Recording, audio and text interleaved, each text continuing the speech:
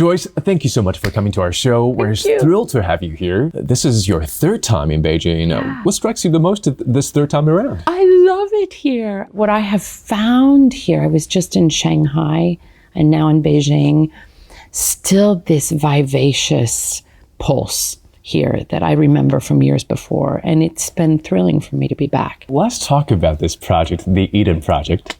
You said the goal of this project is to tell the story of paradise, of being inundated and flooded with love and beauty, of nature in its most extraordinary balance. Yeah.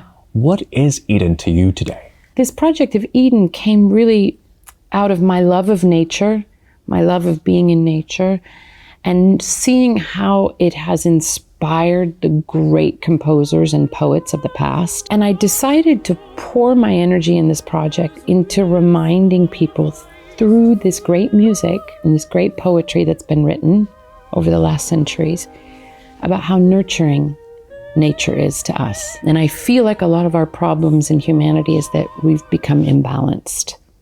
We've gotten out of that perfect rhythm that exists in the natural world, the harmony that exists in the natural world and that exists in music. And I love smashing those two together and putting it to the audience and going, we're participating in this. We don't just have to be sort of a victim to the world around it. Let's participate and build something beautiful right now. I absolutely loved what you said before in this one quote that you said it was one of your favorite quotes. It's about the opposite of war is not peace, but creation. War is about destruction. Yeah. And yet the opposite of destruction is not peace. It is creation. It's creation. When you understand that the world is all about recycling, creating, and recycling at the same time, and for us to find balance is when we find the peace in between the two of them. Mm-hmm. In our education, art has often come as secondary to math and sciences. This is also reflective of where art stands in our day-to-day life in society. But if you look at the caveman paintings, there was art before there was technology. I'm just curious, what would the world look like if there was no art, but the most advanced technology and wealth per capita in the known universe? I'm not so sure we're too far away from that. Art, in the big sense, is what gives voice to our essence. And I think because that is not being nurtured in general in society, we're having to fill it from the outside. I've had encounters looking at a painting or hearing a piece of music going, that's what I feel, or that's what I want. As a receiver, those things are important. But what I think is even more important is the creator of art. I know you've always wanted to become a teacher.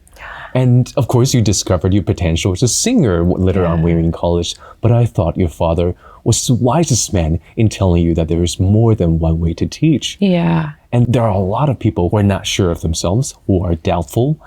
If there is just one lesson, just one thing you could teach today, what would it be? I just finished a new opera called The Hours, and I played the role of Virginia Woolf. If Virginia Woolf had never started that novel, we wouldn't have the novel Mrs. Dalloway. We wouldn't have the book The Hours by Michael Cunningham. We wouldn't have the film The Hours, and we wouldn't have the opera. All because Virginia Woolf, she decided to put pen to paper. And so my advice to any young person is write it, sing it, say it, express it. Write it because it exists within you and the world needs to hear it. Just put it onto paper. You're one of the few singers who doesn't come across as being a singer, because to me, you are so many things and you have so much energy and so many things you want to share with the world. And you do so beautifully through your voice,